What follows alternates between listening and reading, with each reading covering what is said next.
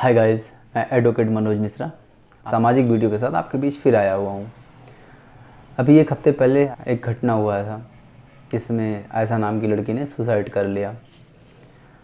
उसके पीछे जो कारण बताया गया है वो मुख्य रूप से दहेज बताया गया। दहेज की वजह से उसको प्रताड़ित किया गया, जिसकी वजह से वो अपनी जाकर अहमदाबाद के साबरमती नदी में छलांग लगा दिया, सुसाइड कर लिया। भारत देश में वैसे बहुत सारे सुसाइड होते रहते हैं, बहुत सारी दहेज हत्याएँ होती रहती हैं, लेकिन यह हाइपर क्यों हुआ? क्योंकि उस सुसाइड करने के पहले उस लड़की ने अपनी एक वीडियो बनाई और जिसमें उसने बहुत सारी बातें करी है। तो सीधा सा जो यहाँ पे क्लियर कट ये था कि दहेज की वजह से वो मरी, लेकिन सामाजिक चीज़ें हैं, लोगों ने इसका विरोध किया। यहाँ तक यूट्यूब पर, न्यूज़ चैनल पर, मीडिया ट्रायल में, हर जगह उसके हस्बैंड आरिफ खान को गलत बताया गया, और गलत है भी वो, जैसा कि सुनने को मिला। वो एक्चुअली गलत ही हैं कि अपनी वाइफ को उन्होंने प्रताड़ित किया, ये सही है। और ये सामाजिक व्यवस्था है। दहेज एक लाइन में ये कह सकते हैं, दहेज हमारे यहाँ एक ऐसी बुराई है जो समाज द्वारा लिया भी जाता है और उसको अभिशाप भी कहा जाता है। तो हम ये कह सकते हैं, तो हमारा समाज थोड़ा सा दोगला है। दोगला सेंस मतलब ये है कि यहाँ से कुछ है और यहाँ से कुछ है, जो एक सच्चाई है। इसको कहने के लिए थोड़ी सी हिम्मत चाहिए होगी, और जो भी सबको रखनी चाहिए ये हिम्मत। अब आते हैं पॉइंट पे। तो उस दिन की घटना क्या थी? तो उसकी जो वीडियो थी, उसकी वीडियो को थोड़ा आप सुनिएगा तो समझ में आएगा क्या इस सुसाइड में क्या सिर्फ आरिफ खान दोषी था। इस चीज़ को समझने के लिए हम उस वीडियो पर का जिक्र करते हैं। उस वीडियो में था क्या एग्जैक्टली? जब वीडियो शुरू होती है तो ऐसा मासूम से मुस्कुराहट लिए अपने चेहरे पर, कहती है, मैं आयशा आरिफ खान। यहीं से इस वीडियो की शुरुआत होती है। मैं आयशा आरिफ खान। अपने हस्बैंड का नाम अपने नाम से उसने जोड़ते हुए अपने डायलॉग को शुरू किया। उसके बाद वो अपने डैडी को कहती है, डियर डैड, कब तक लड़ाई झगड़ा चलेगा ऐसे? प्लीज़ लड़ना बंद कर दीजिए। आयशा लड़ने के लिए नहीं पैदा हुई है। फिर वीडियो चलती है। कुछ देर बाद फिर वो कहती है, मैं आरिफ से बहुत प्यार करती हूँ। पॉइंट सारे देखिएगा, मैं आरिफ से बहुत प्यार करती हूँ। वीडियो फिर चलती जाती है। उसकी आंखों में आंसुओं का समंदर, शायद ये होने को यही मंजूर था।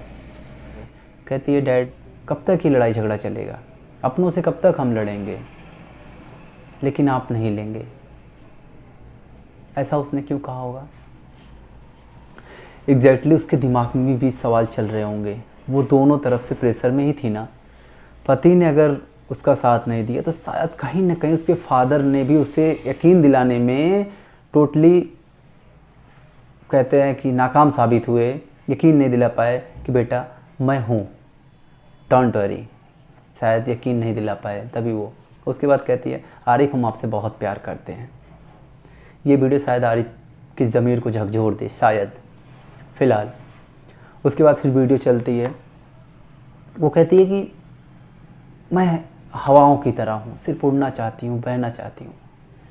आज मुझे खुशी है कि मैं आज अल्लाह के पास जा रही हूँ। बस यही दुआ करूँगी कि अब कभी इंसानों की शक्ल देखने को ना मिले, इंसानों की शक्ल देखने को ना मिले। एक आदमी होता है जिसका पैर, हाथ ना भी हो, तब भी उससे बोलो मरोगे, तो डेफिनेटली कहेगा कि नहीं, मरूंगा नहीं। लेकिन उसके पास सब कुछ था, फिर भी वो मरने जा रही थी। उसने ये भी कहा कि मैं जा रही हूँ जन्नत में। पता नहीं जन्नत मिले या जहन्नम, मुझे नहीं पता, लेकिन मैं आज बहुत खुश हूँ। मुझे जो जवाब चाहिए था आज मिल गया। आज मैं जा रही हूँ और मैं ये चाहती हूँ कि ये नदी, ये पानी मुझे अपनी गोद में समा ले। गोद का मतलब है कि अपने हिस्से में ले ले। कुछ ऐसा ही था उसका संवाद। काफ़ी भावनात्मक था वो वीडियो। फ़िलहाल लास्ट में उसने कहा कि मैं जा रही हूँ, दुआओं में याद रखना। उसके बाद फिर एक ऑडियो वायरल होती है जब वो रोती रहती है। कहती है, उसकी मदर उससे बात करती है, बेटा चली आओ, कहाँ पे हो? कहती हूँ, नहीं मम्मा, बहुत देर हो चुका है। कहती है, बेटा ऐसा कुछ मत करना, नहीं तो समाज तुम्हें ही गलत कहेगा। क्यों भाई? समाज तुम्हें गलत कहेगा, ये चीज़ आप उनको बता रही थी मम्मा। आपको तो ये बोलना था बेटा चलिए आ, मेरे लिए तो बहुत मायने रखती है। ये कमी रह गई शायद फ़िलहाल। उसके फादर आते हैं फ़ोन पे, बोलते बेटा तेरा बहुत मुबारक नाम है बेटा, ऐसा कुछ भी ना करो। कहती नहीं पप्पा अब तो बहुत देर हो चुकी है, अब मैं थक गई हूँ। बोलता है कि बेटा मैं कल जालौर जाऊँगा। तो बोलती नहीं पप्पा देर हो चुका है, वो आरिफ मुझे कभी नहीं अपनाएगा, वो बहुत ज़िद्दी है। पापा कहते हैं नहीं बेटा उसका बाप भी अपनाएगा तुम्हें, कल ही मैं जालौर जा रहा हूँ और सारे केस वो उसके पहले वो कहती है पप्पा आरिफ कह रहा था कि केस ना किया होता तो सोचते।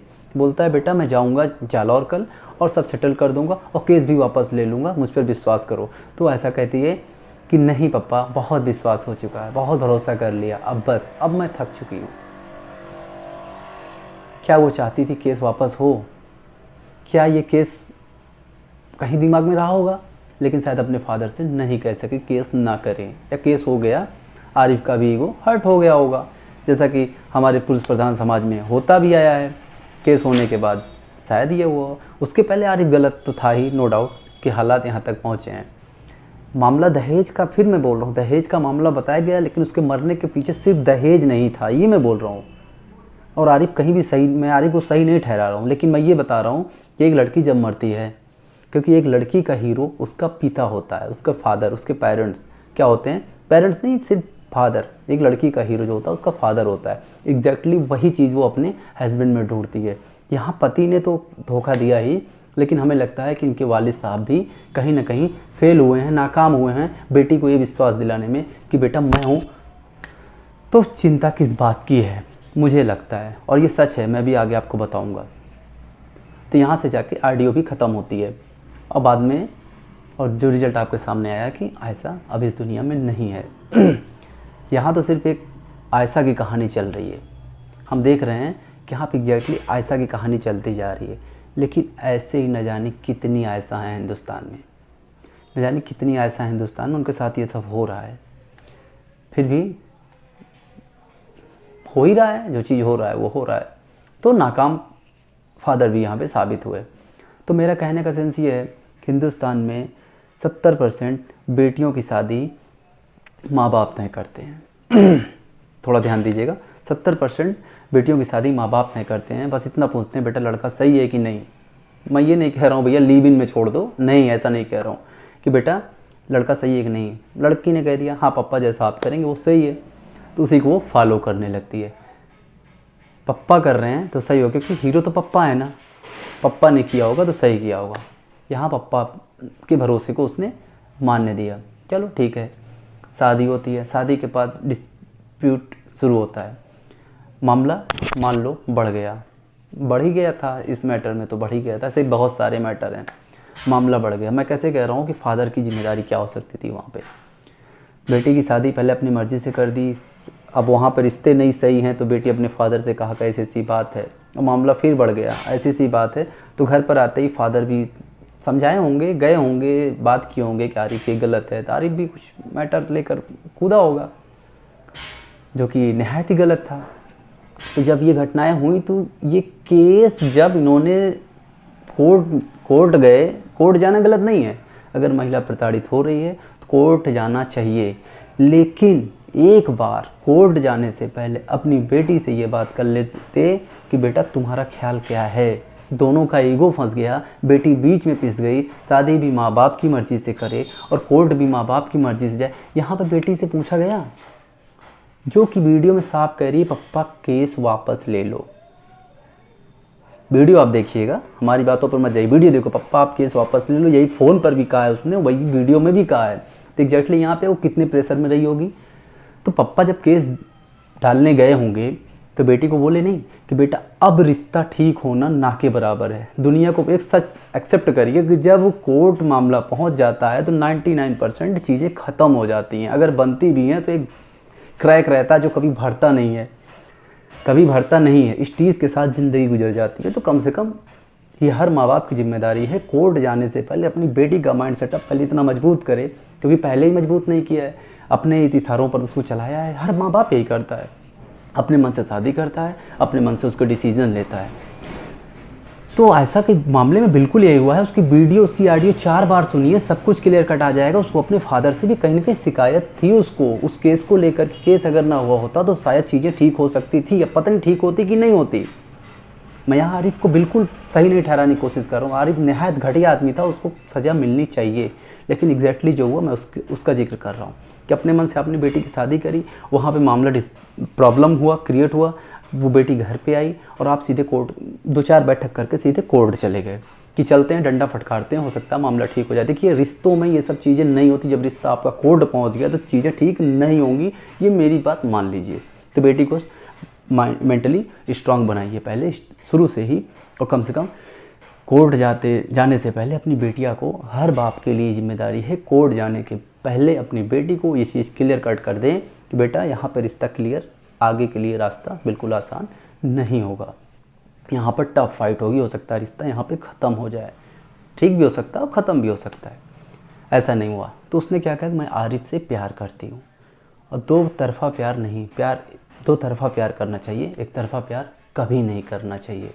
मुझे आज भी आरिफ से प्यार है। ये वीडियो इसलिए बना रही हूँ क्योंकि आरिफ ने मुझसे कहा था कि जो भी करना है करो, जो भी मरना है मरो, लेकिन एक वीडियो बना देना जिससे कि पुलिस मुझे ना पकड़े। तो उसने कहा इसलिए मैं ये वीडियो बना रही हूँ आरिफ के लिए, ना कि उनके फादर लियाकत खान के लिए। तो यहाँ पर ऑडियो से लेकर वीडियो तक कुरान पाक, कलाम पाक की कसम तक दे दी गई, लेकिन कहीं भी किसी ने, उसके मदर फादर ने एक चीज़ ये नहीं कहा कि बेटा मुझे तुम्हारी ज़रूरत है। मैं ये नहीं कहता चीज़ें रुकती, लेकिन फिर भी कहीं नहीं लगा वो कॉन्फिडेंस में लिए अपनी बेटी को, बिल्कुल भी नहीं लिए हैं क्योंकि आप वीडियो देखिए, ऑडियो देखिए, तो मुझे हिंदुस्तान के हर मदर फादर से, लड़की के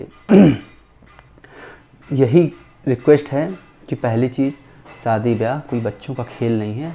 आप करते हैं, बड़ी मेहनत करते हैं भैया, बड़ी पैसे खर्च करते हैं, बहुत पैसे खर्च होते हैं, ठीक है, हर चीज़ में देखकर भी करता है, ठीक है, होने के बाद मामला प्रॉब्लम ससुराल में हो रहा है तो एक झटके चीज़ें नहीं ख़त्म होती। जब हम मीडियम तबके की बात करते हैं तो एक चीज़ से मामला वॉश आउट नहीं होता, क्योंकि आपने कहा था, उनकी माँ ने कहा था बेटा अगर ऐसे करोगी तो लोग कहेंगे गलती तुम्हारी थी, सीधी सी बात है।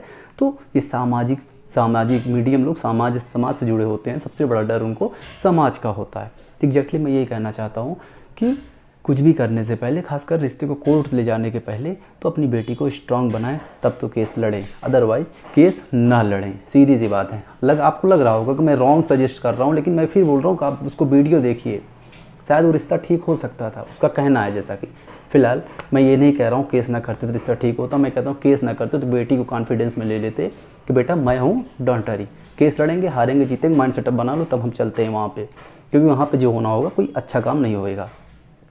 तो यही मैं कहना चाहता हूँ, मेरा विरोध यही है। मेरा जो एक इस वीडियो बनाने का मेन मकसद ये था कि आरिफ जितना ज़िम्मेदार है, कहीं ना कहीं उनके फादर भी, उनके वालिद भी ज़िम्मेदार हैं इस चीज़ के लिए, नाकाम रहे हैं अपनी बेटी को बचाने में। हर सुसाइड में मैं ये नहीं कह रहा हूँ कि दहेज नहीं रीज़न रहा होगा, डेफिनेटली दहेज रीज़न रहा होगा, लेकिन फिर वीडियो देखिए, रीज़न सिर्फ दहेज नहीं है। और ऊपर से रही बात दहेज की, और फिर एक बार शुरू हो गया मामला कि दहेज बढ़िया बनाओ, कानून बढ़िया बनाओ, कानून और स्ट्रांग बनाइए, कुछ भी करिए। जब इंटरव्यू उनके फादर का, लियाकत अली खान का लिया गया, तो उन्होंने बोल रहे हैं कि हिंदू मुस्लिम बंद करिए, हिंदू मुस्लिम बंद करिए और आशाओं को बचाइए। यार मेरे भाई, मेरे अंकल, मेरे चाचा, अक्ल लगाओ, हिंदू मुस्लिम यहाँ मत करो, हिंदू मुस्लिम कार्ड मत खेलो। यहाँ सिर्फ भारत की बेटी की बात होनी चाहिए। जब बात भारत राष्ट्रीय लेवल पे बात होती है, राष्ट्रीय स्तर पे बात होती है, तो बेटी भारत की होती है, ना कि गुजरात की होती है, ना तो हिंदू की, ना तो मुस्लिम की, ना तो सिख की, ना कि ईसाई की बेटी होती है। बेटी भारत की होती है। प्रताड़ित भारत की बेटी हो रही है, रेप भारत की बेटी के साथ हो रहा है, जितनी भी क्रुएल्टी है भारत की बेटी के साथ हो रहा है। मैं फिर कह रहा हूँ, किसी भी इंटरव्यू में हिंदू मुस्लिम नहीं होना चाहिए, सीधी सी बात है। रेप, जो भी जितने भी क्रुएल्टी महिलाओं पर हो रहा है, वो भारत की बेटियों पर हो रहा है, ठीक है। वो सारे दाग भारत माता के दामन पे लग रहे हैं, ठीक है। तो ये कहने के बजाय ये कहना चाहिए कि भारत की बेटी को सुरक्षित करना है। भारत की बेटी को सुरक्षित भारत का कानून नहीं करेगा। रेप में से लेकर ये घरेलू हिंसा तक भारत का कानून नहीं करेगा, भारत का संविधान नहीं करेगा, भारत के नेता नहीं करेंगे। इसको हर एक आदमी को करना होगा, हर एक माँ बाप, लड़की के माँ बाप को करना होगा, लड़के को माँ बाप करना होगा। जितने लड़के यंग आज गुस्सा हैं इस चीज़ के लिए, अरे बेटा कहीं ना कहीं तू भी जिम्मेदार है इस चीज़ के लिए। आज गुस्सा दिखा रहा है, कल तू भी अपनी फैमिली में कुछ ऐसे ही क्रिएट करेगा, ऐसा कुछ क्रिएट करेगा, तभी तो ये मैटर बाहर आता है। और एक चीज़ और भी सुन लीजिए, घरेलू हिंसा में जो महिलाओं का रोना रोते हैं, मैं फेमिनिज्म नहीं हूँ, मैं एक्यूरेसी जो एक्यूरेट है मैं उस पर बात करता हूँ। न तो मैं महिलाओं की तरफ खड़ा हूँ, न तो मैं पुरुषों की तरफ खड़ा हूँ, मैं किसी के साथ नहीं खड़ा हूँ, मैं फैक्ट के साथ खड़ा हूँ। तो सुन लीजिए, जितनी घरेलू हिंसाएँ होती हैं उसमें 75% महिलाओं का योगदान होता है। दहेज कम मिला, सबसे ज़्यादा नाक मुंह महिलाओं का फूलता है, ये पुरुषों का नहीं। पुरुष तो मैनेज करते हैं, देख लीजिएगा, सच है, कड़वा है, महिलाएं ज़्यादा ये करती हैं। महिलाओं को महिलाएं समझ लें तो देश की प्रॉब्लम सॉल्व हो जाए, खासकर घरेलू हिंसा वाली। यही मैं कह रहा हूँ, बहुत फैक्ट बात कर रहा हूँ। बाद में लड़की की मदर, लड़की के फादर अपनी बेटी को कॉन्फिडेंस में लेना सीखे कोर्ट जाने के पहले। बाकी भारत की महिलाएं हैं, आज 8 मार्च है, अंतर्राष्ट्रीय महिला दिवस है। मैं सोचा कोई वीरांगनाओं की कथा सुनाऊं, लेकिन वीरांगनाओं की कथा सुनाने से कुछ नहीं होने वाला है। यहाँ पर ये वीरांगनाओं कथा ही होनी चाहिए। आपको पता है कि देश विदेश में अंतर्राष्ट्रीय लेवल पे महिलाओं का सम्मान आज किया जाएगा, लाखों करोड़ों रुपए खाक में मिल जाएंगे। उसमें बहुत सारे इन्वॉल्व होंगे, विधायक, मुख्यमंत्री, प्रधानमंत्री, राष्ट्रपति, प्रेसिडेंट, मतलब ये तो अंतर्राष्ट्रीय है ना। हर देश के प्रधानमंत्री, हर देश के हुक्मरान इस पे बैठेंगे और महिलाओं को लाइन में खड़े करके सम्मान पेश करेंगे कि महिला दिवस है। 2-4 कहानियाँ होगा, वीरांगनाओं की बात होगी, लेकिन रियलिस्टिक क्या चल रहा है? रियलिस्टिक यही चल रहा है। बात है, आयशा साबरमती में कूद रही हैं, निर्भया का रेप हो रहा है, कोई गीता घरेलू हिंसा का शिकार हो रही है, कोई मरियम अपने तरीके से किसी क्रुएल्टी का शिकार हो रही हैं, कोई सुखविंदर जसविंदर भी होएगी जो वो भी अपने क्रुएल्टी का शिकार हो रही होगी। फिलहाल छोड़ते हैं यार, हमें क्या लेना है, चलते हैं ना, मनाते हैं महिला दिवस। अंतर्राष्ट्रीय महिला दिवस पे आप सब लोगों को बहुत बहुत बधाई। और ये क्लियर कर लीजिए कि जो महिला दिवस मनाया जाता है, ये महिलाएं हैं कौन? भारत की बेटियां, भारत की माताएं, भारत की बहनें, ये महिलाएं हैं कौन? जो आपने कैटेगरी कर रखा है ना, उस हिसाब से ये छोटे से सवाल हैं जो आपके लिए मैं छोड़ के जा रहा हूँ। ये महिलाएं हैं कौन? ये ऐसा थी कौन? वो निर्भया थी कौन? उन्नाव की घटना थी क्या? सोचते हैं, दिमाग पे जोर डालते हैं, निकल पड़ते हैं। फिर एक नए चैप्टर पे, नए वीडियो पे, नए तरीके से आऊँगा आपके बीच, जगाने की कोशिश करूँगा, जैसे अपने हर वीडियो में करता हूँ, इस वीडियो में कर रहा हूँ। जो भी कुछ कमी रह गई हो अपने हिसाब से, मैंने फिर कहा था, हर वीडियो में कहता हूँ, मेरी वीडियो में कमी हो तो बिना डरे इस वीडियो से अच्छी बातों को उठाकर अपनी बातें ऐड करके वीडियो में जोड़िए और अपनी वीडियो आप बनाइए समाज के लिए। आप पढ़े लिखे हैं, अच्छा काम कर सकते हैं, र्यूमर फैलाने से अच्छा है अच्छा काम कर सकते हैं। टिकटॉक टकाटक की वीडियो शेयर करने से अच्छा है अपना काम कर सकते हैं, करिए ना। किसने रोका है यार? देश के प्रधानमंत्री बन जाएंगे तभी देश की सेवा होएगी। इतने सारे कम्युनिकेशन हैं यार, कम्युनिकेट करो ना देश से, करो ना कम्युनिकेट, अपनी बात रखो, अपने तरीके से रखो, कोई इसके लिए स्किल्स की ज़रूरत नहीं है। आप देसी भाषा में, इंग्लिश भाषा में, खड़ी लैंग्वेज में, जैसा भी आता है आप अपने स्किल्स को सामने रखिए। जर्नलिस्ट के लिए आप एमएलए बने, विधायक बने, पार्षद बने, चेयरमैन बने, प्राइम मिनिस्टर बने, प्रेसिडेंट बने, ऐसा इंतजार करोगे तो यार देश कहाँ से कहाँ निकल जाएगा? बिल्कुल नहीं। बस कैंडल जलता रहेगा, कैंडल जलता रहेगा, आंसुएं बहती रहेंगी, आंसुओं का सैलाब उठेगा, चीज़ें हट जाएंगी। मेन हमारा देश भावनात्मक देश है। कोई भी घटना होता है तत्काल उस पर रिएक्शन आता है। थमिए, रुकिए, चीज़ों को पकड़िए। हर बार आरिफ खान जैसे लोगों को सज़ा दिलवाइए। आरिफ खान पे चिल्लाने पे, सर पटकने से कुछ नहीं होगा। सिर्फ आरिफ खान, हाँ, सारी उसकी सुसाइड में सारी गलतियों में आरिफ खान भी एक गलती है, लेकिन लियाकत खान भी एक गलत किया हुआ है। इस गलती को बताने के लिए सब में साहस होनी चाहिए। मैं बता रहा हूँ, अगर आपको मुझ पर यकीन न हो तो वीडियो को देखिए। बार बार उस केस को वापस लेने की बात कर रही है अपने फादर से, क्यों कह रही है भाई? क्यों कह रही है? क्यों कह रही? बहुत भरोसा कर लिया, मतलब वो पीस रही थी ना, तो अपने फादर से कह पा रही थी, कोई लड़की अपने फादर से ये कहेगी पापा केस वापस ले लो, मुझे अपने हस्बैंड के घर जाना है, कभी नहीं हो सकता मेरे भाई। बेटी की भावनाओं को समझिए, बेटी की भावनाओं को समझिए, एक्चुअली वो क्या चाहती है, उसके साथ बैठिए, उससे बात करिए, कुछ या कैसे। जब वो आरिफ से प्यार करती थी, बीच का रास्ता निकालना चाहिए, ना कि ऐसे कोई रास्ता कोर्ट कचहरी का रास्ता, अगर ऐसा ऐसे चाहती थी तो। बाकी परिणाम आपके सामने है, जो भी समझ में आता है आप समझिए। मेरा काम था अपनी बात रखना, फिर किसी वीडियो में आऊँ। न तो मैं फेमिनिज्म हूँ, न तो मैं पुरुष के साथ हूँ, न तो मैं महिलाओं के साथ हूँ, मैं सच के साथ हूँ। इसी के साथ जय हिंद, जय भारत।